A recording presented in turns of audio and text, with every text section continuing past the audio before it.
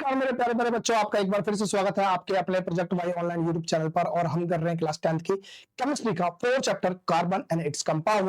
और आप पहुंचे हैं अपने आज के इस वीडियो लेक्चर पे, जहां हम करेंगे chemical properties of carbon compound. तो किस तरह से कार्बन कंपाउंड की केमिकल प्रॉपर्टीज होगी, किस तरह से वो रिएक्ट करता है ऑक्सीजन के साथ, वो समझेंगे। ठीक है, ऑक्सीजन के साथ क्या, किसी भी अदर सब्सटेंस के साथ। तो सबसे पहले बात करेंगे टाइप ऑफ केमिकल प्रॉपर्टीज।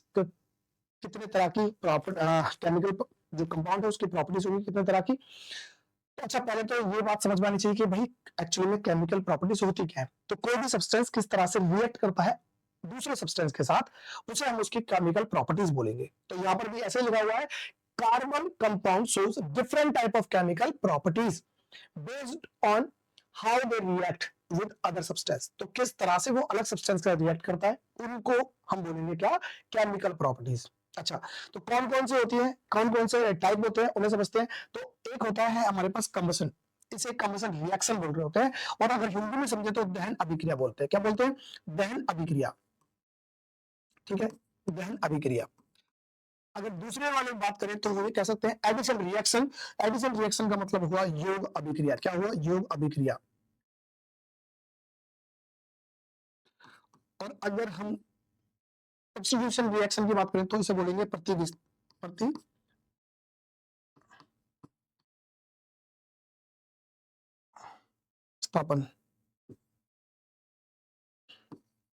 स्थापन अभिक्रिया। प्रतिस्थापन अभिक्रिया। और अगर ऑक्सीडेशन की बात करें तो इसे बोलेंगे हम ऑक्सीकरण। क्या बोलेंगे भाई? ऑक्सीकरण। ऑक्सीकरण की अभिक्रिया। और अगर स्टेरिफिकेशन की बात करें तो इसे बोलेंगे हम स्टेरीकरण। ठीक है, इसी तरह से अगर सपोनिफिकेशन की बात करें तो इसे बोलेंगे साबुनीकरण। क्या बोलेंगे? साबुनीकरण। साबुनीकरण। तो ये कुछ अभिक्रिया हैं जिन्हें हम एक एक करके समझेंगे, क्योंकि बहुत इंपॉर्टेंट है आपके पेपर के पॉइंट ऑफ व्यू से। हर साल क्वेश्चन बनते हैं, तो ऐसा नहीं है कि इस साल क्वेश्चन ना बने, हर साल क्वेश्चन बनते हैं। तो आपको चीजें समझनी है, रटने की जरूरत नहीं है, सारी चीज समझा देंगे, टेंशन मत लो। तो बात करें कमर्शियल रिएक्शन की, जो कि सबसे पहला हमारे पास है दहन अभिक्रिया। क्या बोलेंगे? दहन अभिक्रिया।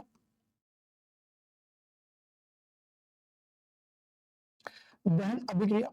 ठीक है, दहन अभिक्रिया में होता क्या, सिंपल सा किसी सब्सटेंस को जलाना होता है। क्या करना होता है? जलाना। वो किस तरह से ऑक्सीजन के साथ रिएक्ट करता है। ऑक्सीजन का रिएक्ट करने का मतलब है जलाना, जलता है।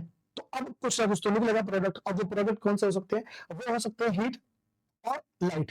ये हमारे पास जनरली प्रोडक्ट होते हैं। ठीक है, कंबशन और burning is a chemical process in which a substance reacts with the oxygen and produces heat and usually light। तो ऊष्मा और हमारे पास क्या है? लाइट। ऊष्मा और लाइट या हमारे पास प्रोडक्ट के रूप में आते हैं। तो अच्छा, सबसे पहले बात करते हैं कार्बन की। तो कार्बन देखेंगे, कार्बन क्या है? कोयले के रूप में। ठीक है, ये मेरे पास कोयला है और मैंने क्या करा है, ये ऑक्सीजन के प्रेजेंस में जलाया है, ये गैस है। अब जब जलाएंगे, कंबशन रिएक्शन करेंगे तो क्या बनेगा? बनेगा CO2 गैस। साथ में बनेगी हमारे पास हीट, और साथ में बनेगा क्या? साथ में बनेगी लाइट। ठीक है, लेकिन इसके साथ दो कंडीशन है। कैसे? कि अगर हमें सफिशिएंट अमाउंट ऑफ ऑक्सीजन मिल जाए, मतलब ऑक्सीजन की पर्याप्त मात्रा मिलेगी, तब तो बनेगा कार्बन डाइऑक्साइड गैस। अगर ऑक्सीजन की मात्रा हुई कम, तब हमारे पास नया प्रोडक्ट क्या होगा कि कार्बन वही होगा, बस ऑक्सीजन की सप्लाई अगर कम होगी, अगर ऑक्सीजन की सप्लाई कम होगी तो हमें प्रोडक्ट के रूप में क्या मिलेगा? इस बार कार्बन डाइऑक्साइड नहीं, कार्बन मोनोऑक्साइड होती तो वो भी गैस है। ठीक है, और उसमें हीट भी निकलेगी और बहुत कम लाइट भी निकलेगी। ठीक है, अब फर्क क्या है? इसमें इसमें हमारे पास ऑक्सीजन की मात्रा बहुत ज्यादा थी, इसमें ऑक्सीजन की मात्रा बहुत कम है। और यही कारण है कि सर्दियों के दौरान पहले लोग अंगीठा जलाते थे। अंगीठे में क्या जलता? कोयला। कोयला जलाने के बाद, कोयला क्या है? कार्बन ही तो है। कोयला जलाते थे और जलाने के बाद जब घर में रख के उसे जब तक सर्दी मतलब कि हाथ सेकते थे।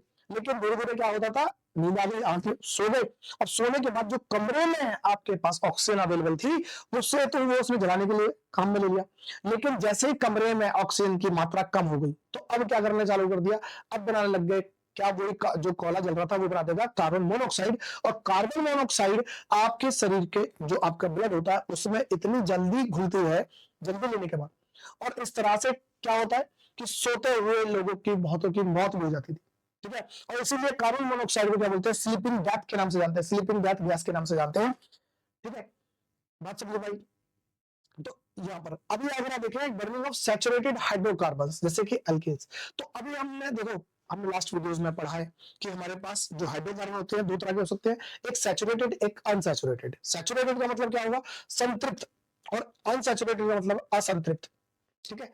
तो इन्हें भी देख लेते हैं एक बार। तो दो तरह के हाइड्रोकार्बन होते हैं हमारे पास, अगर हम बोले हाइड्रोकार्बन्स, कौन से, एक हमारे पास होता है सैचुरेटेड, सैचुरेटेड हाइड्रोकार्बन्स, एक होता है अनसैचुरेटेड।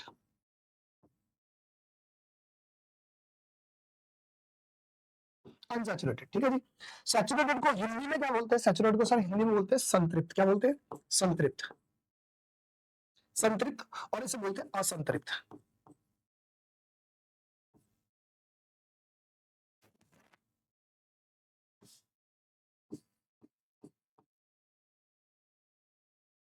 असंतृप्त, ठीक है।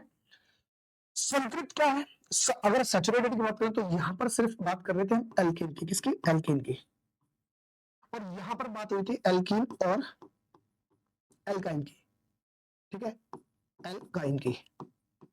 क्यों, ऐसा क्यों, सर एल्केन में सिंगल बॉन्ड था, कहने का मतलब हमारे पास जब कार्बन है और कार्बन के साथ सिंगल बॉन्ड करते करते हाइड्रोजन की कितनी संख्या हो गई, 4। कहने का मतलब जितने हाइड्रोजन इसे चाहिए थे वो सारे के सारे मिल गए। तो ऐसे हाइड्रोकार्बन को हाइड्रोजन और कार्बन से ही मिलकर बना हुआ है। तो ऐसे हाइड्रोकार्बन को हम बोलेंगे सैचुरेटेड। सैचुरेटेड का मतलब क्या होता है, मैंने एग्जांपल दिया था कि भाई एक पानी का गिलास लो, उसमें नमक या चीनी लो और घोलते रहो, और जब तक उसमें वो नमक और चीनी की मात्रा प्रॉपर तरीके से पूरी ना हो जाएगी तब तक वो घुलता रहेगा। लेकिन जब एक बार वो प्रॉपर हो जाएगी उसकी मात्रा पूरी, तब उसके बाद आप घोलोगे तो घुलेगा नहीं, ठीक है। तब उसे बोल देंगे सैचुरेटेड हो चुका है, सारे इसके जितने चाहिए थे चीनी या नमक वो सब मिल चुका है। इसी तरह से हाइड्रोजन की 4 बॉन्डिंग होती है, मतलब कार्बन की 4 बॉन्डिंग होती है, चारों हाथों में हाइड्रोजन दे दिया, तो ये पूरी तरह से कंप्लीट हो चुका है। अब इसे कोई और बॉन्डिंग करने की जरूरत नहीं है क्योंकि 4 बॉन्डिंग होनी थी, हो नहीं, इसे बोलेंगे सैचुरेटेड, ठीक है, संतृप्त बोल देंगे। लेकिन अनसैचुरेटेड का मतलब क्या हुआ है कि हाइड्रोजन की संख्या कम रह गई। कैसे, अगर मैं एल्कीन की बात करूं तो कम से कम 2 कार्बन चाहिए, 2 बॉन्ड ले लिए। अब मुझे क्या है, एक कार्बन के पास 4 बॉन्डिंग होनी चाहिए थी, 4 हाइड्रोजन चाहिए थे, लेकिन कितने हाइड्रोजन संतुष्ट करना है, 2 से। यहां बात करूं तो ये भी 2 से।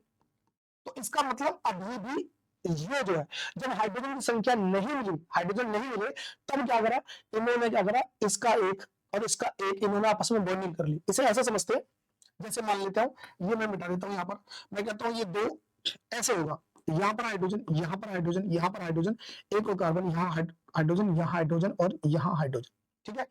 अब अगर मैं कहता हूं कि ये प्रॉपर तरीके से क्या हुआ, सैचुरेटेड हाइड्रोकार्बन हो गया, दोनों कार्बनों को जितने हाइड्रोजन चाहिए थे उतने मिल गए, 3 हाइड्रोजन, एक बॉन्डिंग कार्बन की, ठीक है। लेकिन अगर ऐसा होता कि अगर इन्हें ये हाइड्रोजन नहीं मिला होता और इस वाले को ये हाइड्रोजन नहीं मिला होता, तब भी तो ये बॉन्डिंग करते। तो उस टाइम में क्या करते कि ये दोनों मिलकर अपनी एक बॉन्डिंग और बना लेते, डबल बॉन्डिंग। इसका मतलब कब, ये डबल बॉन्डिंग कब हुई है, डबल बॉन्डिंग तब हुई है जब इन्हें हाइड्रोजन प्रॉपर से नहीं मिले हैं, जितनी संख्या चाहिए थी उतने नहीं मिली, तो काम चलाया इन्होंने, ठीक है, तब ये बन गया एल्कीन। अगर मान लो ये हाइड्रोजन भी नहीं मिले होते इन्हें, ये हाइड्रोजन भी नहीं मिले होते, तब क्या करते, तब भी इनके पास एक बॉन्डिंग और बची थी, तो ये एक और बॉन्डिंग कर लेंगे, अब बॉन्डिंग बना लेंगे 3। अब एक एक हाइड्रोजन से इन्हें संतुष्ट रहना पड़ेगा, ठीक है, पर है तो नहीं ना संतुष्ट। तो इसका मतलब क्या है कि हाइड्रोजन की संख्या कम थी, इसलिए इन्होंने अल्कीन बनाया, और कम निकली तो इन्होंने अल्काइन बना लिया। और जब इनकी प्रॉपर तरीके से ये अपने आप को सैचुरेटेड नहीं कर पाए, तभी तो अनसैचुरेटेड बन पाए, समझ में आया, ठीक है। तो हम आगे जाके समझेंगे कि सैचुरेटेड हाइड्रोकार्बन और अनसैचुरेटेड हाइड्रोकार्बन को जब जलाएंगे तो क्या होगा, ठीक है। चलो, तो यहां पर बात हो रही है सैचुरेटेड हाइड्रोकार्बन की। तो सैचुरेटेड हाइड्रोकार्बन का मतलब है प्रॉपर तरीके से, दोनों में समझना फर्क। मैंने कहा ये मेरे पास सैचुरेटेड हाइड्रोकार्बन लिखता हूं यहां पर, जैसे अल्कीन, अल्कीन सॉरी, अल्केन हो गया सैचुरेटेड हाइड्रोकार्बन। और अगर मैं बात करूं अल्कीन की और अल्काइन की, तो ये क्या हो गया, अनसैचुरेटेड या अनसंतृप्त। यहां देखते हैं फॉर्मूला क्या होगा, CH4, ठीक है। यहाँ पर एक कार्बन को तो बनेगा नहीं, चलो हम दूसरा करते हैं कि C2 होगा, तो ये कितना होगा, 2 में से 2 ज्यादा, तो हो जाएंगे 6। ठीक है। यहां बात करूं तो यहां पर अगर 2 लूंगा तो डबल होगा अल्कीन का, क्या हो जाएगा, डबल मतलब 4। और अगर अल्काइन की बात करूंगा तो यहाँ पर C2 और H कितना हो जाएगा, 2 दुगने से 2 कम, तो दुगने से 2 कम का मतलब है 2। अगर आप गौर से देखोगे तो आपको क्या दिखाई दे रहा है भाई, आपको दिखाई दे रहा है कि अगर चलो मैं बराबर की अगर हम कंपैरिजन करें, बराबर का मतलब यहाँ तो एक कार्बन के साथ है, यहाँ है नहीं, तो इसे हम छोड़ देते हैं, हम 2 कार्बन को लेते हैं। अगर ये 2 कार्बन होंगे, अगर मैं कहता हूं ये 2 कार्बन होंगे तो हाइड्रोजन की संख्या कितनी होगी भाई, हाइड्रोजन की संख्या दोनों कार्बन के साथ कितनी होगी, तो वो होगी 6। 2 कार्बन है और हाइड्रोजन संख्या होगी 6। इसकी बात करूंगा तो कार्बन यहाँ भी 2 है, लेकिन हाइड्रोजन कितने हो गए, हाइड्रोजन यहाँ पर होंगे कितने, 2 इसके साथ और 2 इसके साथ, ठीक है, ये 4 हो गए। इसकी बात करूं तो ये कार्बन 2 है, लेकिन हाइड्रोजन कितने हैं, हाइड्रोजन भी 2 है, यहाँ पर ट्रिपल बॉन्ड और यहाँ पर डबल बॉन्ड, ठीक है, बात समझ में आ रही है। अब देखो जब हम इसे जलाएंगे, अच्छा मुझे बताओ जलाने में इनमें से सबसे पहले कौन जलेगा, पहली बात तो सर कार्बन जलने वाला, ठीक है, कार्बन क्या है, जलने वाला है, लेकिन जलने वाला तो है, लेकिन जलाने वाला भी तो चाहिए भाई। और हाइड्रोजन क्या है, एक गैस है जो जलाने में बहुत जाके मतलब कि बहुत कैसे कम्बस्टेबल गैस है ना, जो जलाने में विश्वास रखती है, बहुत जल्दी जलाती है। तो जलाने के लिए कौन है भाई, हाइड्रोजन पड़ा है, जलने के लिए कौन है, कार्बन है। तो अब मुझे बताओ जलने वाले 2 हैं और जलाने वाले कितने हैं, 6 हैं, जलाने वाले 6 हैं, जलने वाले 2 हैं, तो जल्दी कौन जलेगा, ये जलेगा, हाँ कि ना। अब यहाँ पर भी जलने वाले कितने हैं, 2 हैं, जलाने वाले कितने हैं, 4, तो इसके मुकाबले ये कम जलेगा।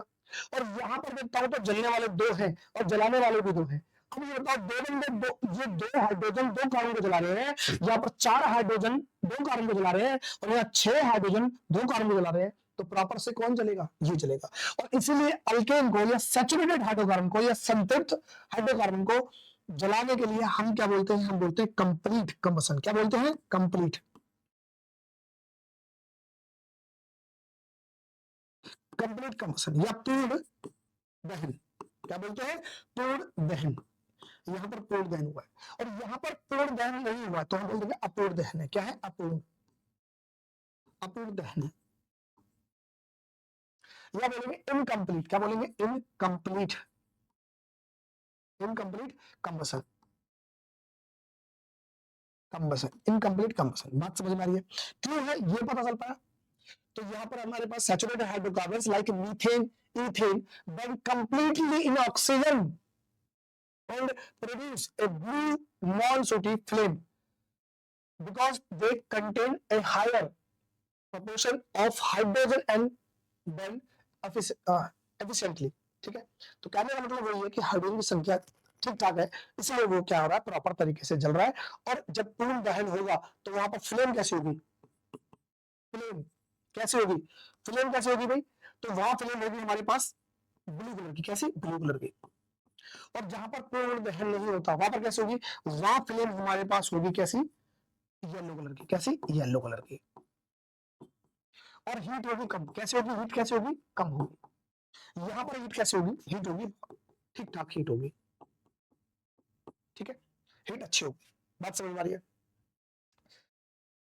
अच्छा यहाँ पर हम समझ तो लिया है, लेकिन अब समझ लेते हैं एक बार कि हमारे पास जो फ्लेम है, जब जलते समय कब हमारे पास फ्लेम आएगी और कब बिना फ्लेम के चलेगा, मतलब कि ज्वाला, हिंदी में बोलते हैं ज्वाला, ज्वाला, ये देख रहे हो, कभी आपने देखा होगा ये यहाँ पर लौ है, ठीक है, ये ज्वाला है, इसी को फ्लेम बोलते हैं भाई।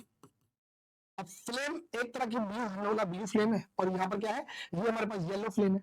तो अब मुझे बताओ हीट ज्यादा कहाँ होगी, ब्लू फ्लेम के साथ या येलो से, तो हम बोलेंगे जो हीट होगी वो ज्यादा होगी कहाँ पर, ये ब्लू फ्लेम पे। लाइट ज्यादा कहाँ होगी, लाइट पीली की तरफ होगी, इसलिए लाइट दिखाने के लिए, लाइट जलाने के लिए हम मोमबत्ती का यूज करते हैं, क्या करते हैं, मोमबत्ती। क्या मोमबत्ती पे आप खाना बना सकते हो, मोमबत्ती जला के उस पर अगर बर्तन रखेंगे तो खाना बना सकते हैं, नहीं, पर गैस में तो बनाते हैं। और गैस की फ्लेम कैसे होती है, सर ब्लू कलर की होती है, इसीलिए हीट ज्यादा कहाँ होगी, गैस की फ्लेम पे होगी। गैस की फ्लेम कैसे होती है, ब्लू कलर की होती है, इसका मतलब कंप्लीट कंबसन है, ठीक है। और मोमबत्ती क्योंकि उजाले में चाहिए इसलिए इनकम्प्लीट कंबसन है, अपूर्ण हम कह सकते हैं दहन अभिक्रिया हो रही है, इसलिए पीली लौ दे रही है। और पीली लौ का मतलब है कि लाइट कम, मतलब कि आपके पास हीट कम होगी, लाइट ज्यादा होगी, बात समझ में आई, ठीक है। अब ये बनती कैसे है, कुछ भाई जलती है हमारे पास फ्लेम के साथ और कुछ सब्सटेंस जलते हैं जो बिना फ्लेम फ्लेम क्रिएट नहीं करते। तो फ्लेम के साथ जैसे कि गैस हुई फ्लेम बनाती है, मोमबत्ती हुई फ्लेम बनाती है, या हमारे पास ये केरोसिन हुआ ये भी फ्लेम बनाता है। तो ऐसे कौन कौन से भाई, एलपीजी हुआ, या हम कह सकते हैं कैंडल हुई, मोमबत्ती एलपीजी गैस होती है, केरोसिन मिट्टी का तेल हुआ, या पेट्रोल हुआ, ये सब क्या करें फ्लेम के साथ जलते हैं, ज्वाला के साथ जलते हैं। अब ये ज्वाला बनती कैसे है? अगर कोई हमारे पास सब्सटेंस है वो जल रहा है और वो वेपराइज हो रहा है, वो वाष्प बना रहा है, वाष्प, वाष्प या गैस कहेंगे, है ना। अगर ये बना रहा है तब हम कहेंगे कि वहां पर ज्वाला बनेगी, फ्लेम बनेगी, ठीक है। और अगर गैस नहीं बना रहा या वाष्प नहीं बन रही तो वहां पर क्या होगा, ज्वाला नहीं बनेगी। बात समझ में आ रही है भाई? ठीक है। तो यहाँ पर देखते हैं बर्निंग विद फ्लेम, फ्लेम से जलने वाली है, ज्वाला से जलने वाले कौन से सब्सटेंस है? Substance which vaporise easily burn with flame, जो सब्सटेंस वेपराइज हो जाते हैं, वाष्प बना लेते हैं जलने के दौरान, वो क्या करेंगे, वो फ्लेम के साथ जलेंगे, ज्वाला के साथ जलेंगे। बात समझ में आ रही है? Flame is produced because burning gases gives light. जो ये जो है ना फ्लेम दिखाई दे रही है वो एक्चुअली में गैस है। पहले मोमबत्ती जली, मोमबत्ती सॉलिड थी, सॉलिड से कन्वर्ट हुई किसमें, गैस में, और गैस जल रही है, जहां गैस जा रही है वहीं पर फ्लेम बन रही है, आपको दिखाई दे रही है। ठीक है। Example, when a candle Burns, जब कोई मोमबत्ती जलती है, वैक्स मेल्ट, बम पिघलता है, एंड वेपराइज, और वो क्या होगा, भाप में बदलता है, वाष्पित होता है, बर्न्स एज ए गैस, और वो गैस की तरह जलती है, इसलिए फ्लेम बनती है। क्या बात समझ में आ रही है? ठीक है। दूसरी बात कर रहे हैं बर्निंग विदाउट फ्लेम, जब हम फ्लेम के साथ नहीं जलती, जैसे कि कोयला देखा, कोयला क्या होगा, कोयले में लपटें नहीं होंगी, है ना, जलेगा। अगरबत्ती देखिए, अगरबत्ती ये भी क्या होती है, उसमें लपटें नहीं निकलती है, शुरू में जब जलाओगे तो जलेगा, फिर वो बुझाने के बाद अगरबत्ती या मोमबत्ती, मोमबत्ती नहीं, धूपबत्ती, है ना, वो क्या होती है, उनमें लपटें शुरू में जलाओगे, उसके बुझाने के बाद वो सुलगती रहेंगी, ठीक है ना, स्पाइडरिंग बोलते हैं उसे। तो substance which do not vaporise burn without flame, vaporise का मतलब जहां पर वाष्प ना निकले, जलने के दौरान वाष्पित ना हो, या कहीं गैस ना बने, तो तब क्या होगा, वो बिना फ्लेम के, बिना ज्वाला के जलेंगी। एग्जाम्पल के तौर पे कोयला, चारकोल और कोक, ठीक है, they grow red and produces heat but not flame, है ना, reason they burn in solid state not as gas, तो वो सॉलिड स्टेट में जलते हैं, इसलिए गैस में नहीं बदलते, इसलिए वो क्या फ्लेम नहीं बनाते। बात समझ में आ गई? ठीक है। अच्छा, यहां पर हमने अभी देखा था सैचुरेटेड, अब यहां पर अनसैचुरेटेड को देखते हैं। तो अनसैचुरेटेड में समझेंगे ना, तो एक बात समझना कि अभी हमने बात करी सैचुरेटेड की और अनसैचुरेटेड में, किस तरह से कि सैचुरेटेड में एक्चुअली में हाइड्रोजन संख्या ज्यादा है, तो कैसे जलेगी, ब्लू फ्लेम के साथ जलेगी, हीट कैसे होगी, हाई होगी। और अनसैचुरेटेड में हाइड्रोजन की संख्या कम है, ठीक है, सैचुरेटेड के मुकाबले, तो वहां पर क्या होगा, हाइड्रोजन कम संख्या मिलकर कम कार्बन को जला रहे हैं, तो वहां पर कैसे फ्लेम होगी, येलो फ्लेम होगी, और हीट होगी कम। ठीक, तो एक बार देख लेते हैं, unsaturated hydrocarbons like ethene, ethyne burn incompletely, ठीक है, produces a yellow sooty flame due to higher carbon content, क्योंकि कार्बन की संख्या ज्यादा है, हाइड्रोजन की कम है, which leads to unburnt carbon particles। unburnt carbon particles का मतलब, जब जलेगा ना, अगर मान लो आपने मोमबत्ती जलाई, ठीक है, या मोमबत्ती जला दी, ये मोमबत्ती जलेगी तो ये सही लाइट ज्यादा देती है, क्यों देती है, क्योंकि येलो फ्लेम है, क्यों, येलो फ्लेम है, लाइट ज्यादा देती है। हीट क्या होगा, लाइट तो ज्यादा होगी, अगर मैं लाइट की बोलूं तो लाइट ज्यादा होगी, लेकिन हीट क्या होगी, हीट होगी कम। इस पर हम खाना थोड़ी बना सकते हैं, लेकिन साथ में अगर इसके ऊपर आप कुछ रख दो, है ना, ये आपके छत वगैरह होगी जहां मोमबत्ती दिए जलाते होंगे आप, तो गौर से देखोगे तो उसके ऊपर क्या होगा, यहाँ पर वो काला पड़ जाता है, पड़ता नहीं पड़ता, उस पर आपने कुछ अगर बर्तन रख दिया कुछ देर के लिए, तो देखना थोड़ी देर बाद क्या होगा, वो बर्तन काला पड़ जाएगा। और वो क्या हो, उसे बोलते हैं अनबर्न्ड कार्बन, जो कार्बन के जो पार्टिकल्स है जो जले नहीं है, इसलिए वो काला हो गया। ठीक है, बात समझ में आ रही है ना। तो यही है, saturated hydrocarbons burn with A blue flame, while unsaturated hydrocarbons burn with a yellow flame, sooty flame। तो जो पीले कलर की जो लौ निकलेगी वो अनसैचुरेटेड हाइड्रोकार्बन में, क्यों, क्योंकि अनसैचुरेटेड हाइड्रोकार्बन जो होते हैं भाई, उन्हें जलाने के लिए अच्छे से ऑक्सीजन चाहिए। और देखो, अनसैचुरेटेड हाइड्रोकार्बन जो होंगे उन्हें जलाने के लिए हमारे पास एयर होनी चाहिए। अब एयर में है कितनी, 21% क्या है, ऑक्सीजन है, ठीक है। अब इतनी ऑक्सीजन पर्याप्त मात्रा नहीं है अनसैचुरेटेड या असंतृप्त हाइड्रोकार्बन को जलाने के लिए।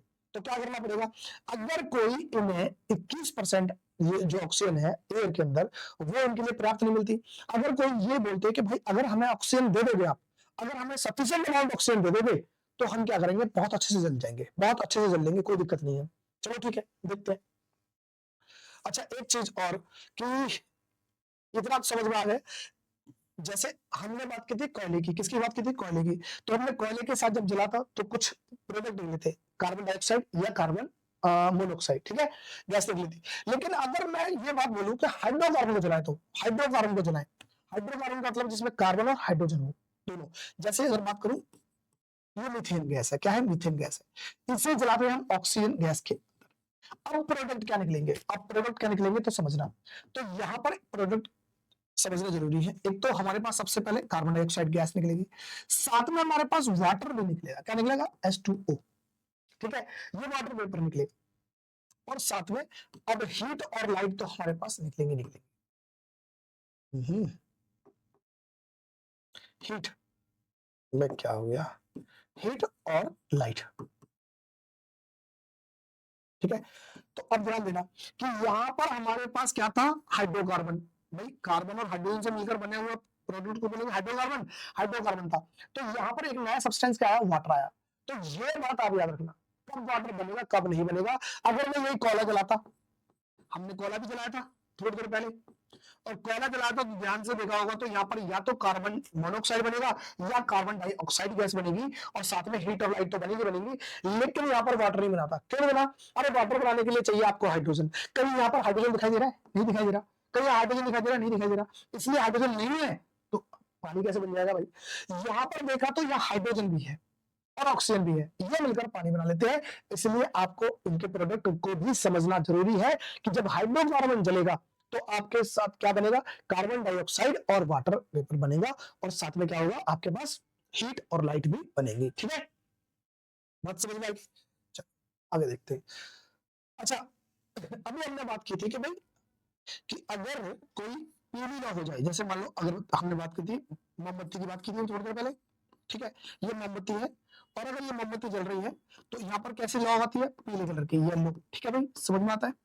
येलो होगा तो हीट ज्यादा होगी, हीट सॉरी कम होगी, क्या होगी, हीट होगी कम, और और लाइट ज्यादा होगी, क्या होगी, लाइट अगर बोले तो लाइट ज्यादा हो जाएगी, लाइट ज्यादा होगी। लेकिन यही चीज अगर मैं आपसे बोल दूं कि यहाँ ये दिखाई देगी, अगर यही चीज लौ आ रही है कैसी, ब्लू कलर की, ये कैसी है, ब्लू कलर की, तो इस ब्लू कलर की लौ में क्या होगा, इसमें हीट तो होगी बहुत ज्यादा, हीट तो होगी बहुत ज्यादा, लेकिन लाइट कैसे होगी, लाइट होगी कम। और ये जो है ना, यहाँ पर सूटी फिल्म नहीं बनेगी, सूटी फिल्म भी होगी। सूटी फिल्म का मतलब है लंबी लपट होगी, दूर तक गुच्छे तक जाती है ना, और यहाँ पर नहीं होगा ऐसा। अब अगर ये हो गया पीली, अगर हमारे पास फ्लेम बनती है, तो मैंने ये भी कहा था कि अगर इसके ऊपर कोई बर्तन रख दे तो ये क्या होगा, अनबेंट पार्टिकल्स के बाद डिपोजिट हो जाएंगे और इस तरह से बर्तन काले हो जाते हैं। अब यही कारण आपके घर में जो आपके स्टोव है कैरोसिन का, ये आपके पास गैस है। अब इसमें क्योंकि ऑक्सीजन की पर्याप्त मात्रा होनी चाहिए, तो है क्या, जब सिलेंडर देखते हो तो आपके पास नीली होती है, क्या लौ नीली होती है, अब नीली है इसलिए तो ज्यादा हीट है, ज्यादा हीट है तो खाना बना सकते हैं। लेकिन आपने अगर देखा हो उसके बर्नर पे बहुत सारे क्या होते हैं, टाइनी हॉल्स होते हैं, छोटे छोटे छेद होते हैं। ये छेद इसलिए होते हैं कि यहाँ पर आपके क्या होगा, ऑक्सीजन जाए, प्रॉपर ऑक्सीजन मिल जाए, और ऑक्सीजन मिलने से क्या होगा, ये प्रॉपर क्या होगा, कंप्लीट कंबसन होगा, प्रॉपर तरीके से इसका दहन अभिक्रिया हो जाएगी।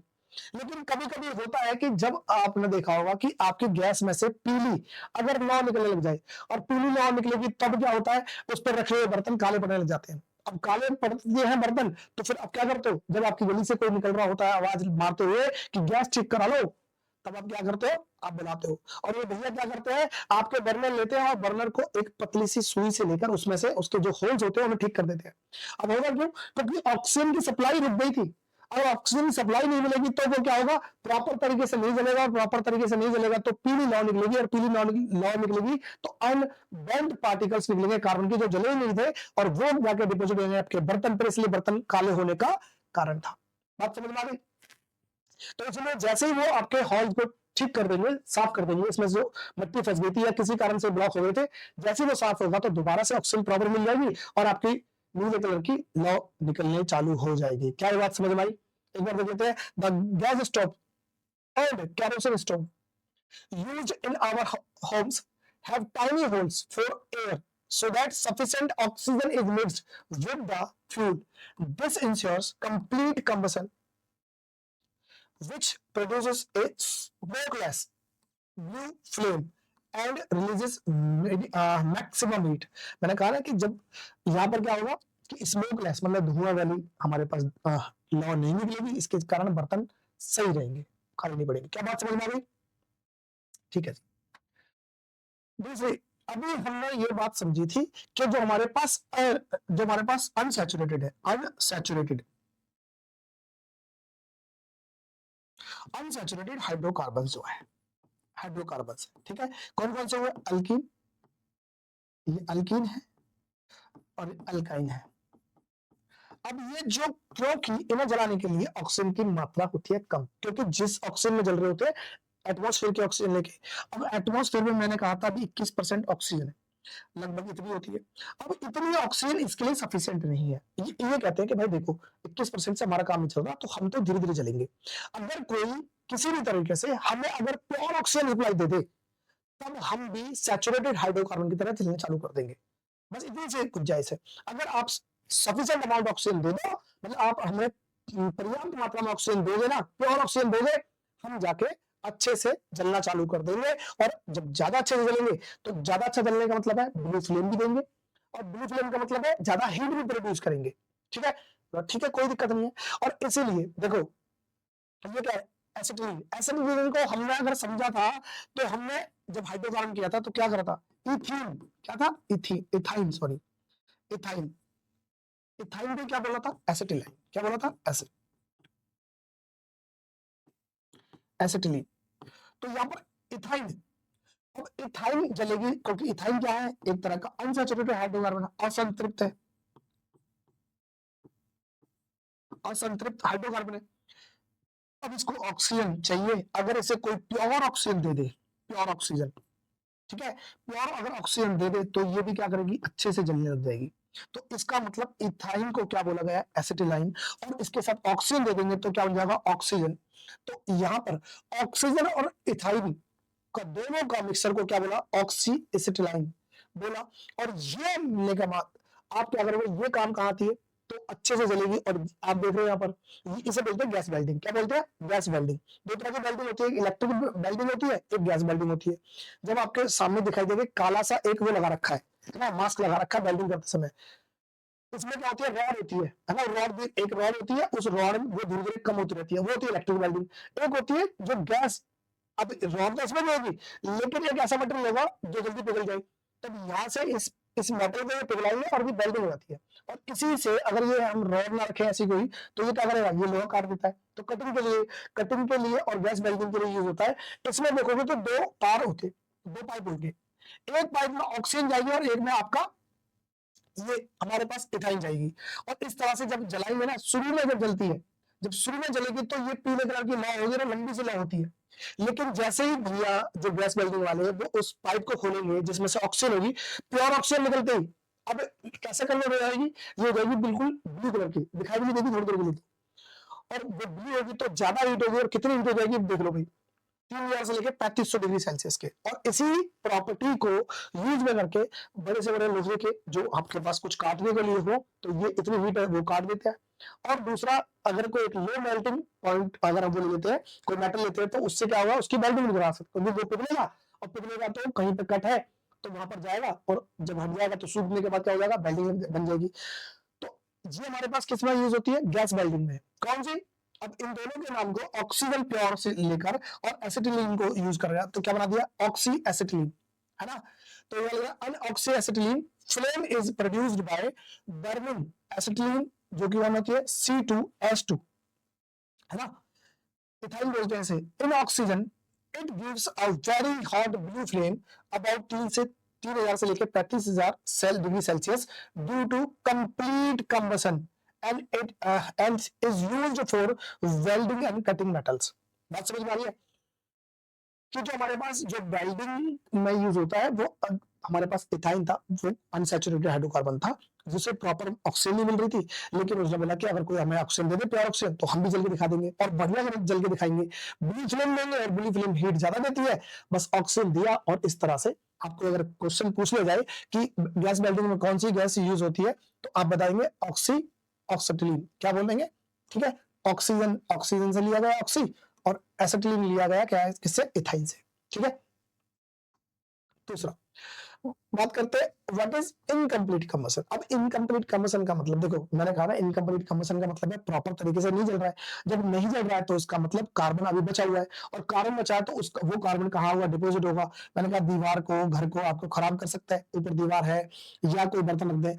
और इसी का फायदा उठाकर पुराने टाइम में हमारे गाँव में, है ना, सबके गाँव में एक्चुअली में आंखों के लिए काजल बनाते थे। क्या करते? दीपक रखा, दीपक के ऊपर आपने क्या कर दिया, कुछ एक बर्तन रख दिया मिट्टी का, और उस पर जाके वो अनबर्न्ड कार्बन जाके डिपोजिट हो जाता है, उसी को निकालकर क्या कर दिया, काजल का नाम दे दिया। और अभी भी मान्यता है, पुराने टाइम में तो थी, अब धीरे धीरे लोग शहर जो है वहां तो नहीं मानते, लेकिन गांव में अभी बोलते हैं कि बच्चों की आंख में काजल लगा देंगे, छोटे बच्चों की आंख में, तो आंखें बड़ी हो जाएंगी, आंखों में नमी रहेगी, आंखें ठीक हो जाएंगी। तो जो कि अभी तक गलत फहमी है भाई। काजल लगाने से ना तो आंखें बड़ी होती और ना ही आंखों में नमी आती। ठीक है, और जबकि उल्टा इन्फेक्शन होने का डर है क्या? कार्बन तो है, जो भी प्रॉपरली जला तभी तो उसका धुआं इकट्ठा हो गया।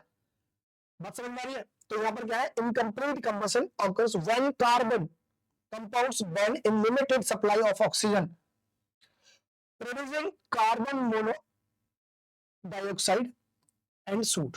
ठीक है, अब डिसएडवांटेज देखते हैं। तो अगर प्रॉपर तरीके से हमें वो नहीं मिलेगा, ऑक्सीजन नहीं मिलेगा, तो कार्बन मोनोऑक्साइड बनता है, ये बात पता है। साथ में अगर हम डिसएडवांटेज देखें तो क्या होगा, फॉर्मेशन ऑफ पॉइजनस गैस जिसे हम कार्बन मोनोऑक्साइड बोलते हैं। एयर पोल्यूशन होगा। ठीक है, गाड़ियों में जो जल रहा होता है, गाड़ियों का जो धुआं होता है कार्बन मोनोऑक्साइड क्यों होता है? क्योंकि उसके अंदर जो हमारा फ्यूल जल रहा है वो एक बंद चैम्बर के अंदर चल रहा है। चैम्बर के अंदर चल रहा है तो प्रॉपर ऑक्सीजन नहीं है, प्रॉपर ऑक्सीजन नहीं तो बिना ऑक्सीजन के अंदर जलेगा कार्बन, तो क्या निकलेगा? Carbon monoxide. Less heat energy produced.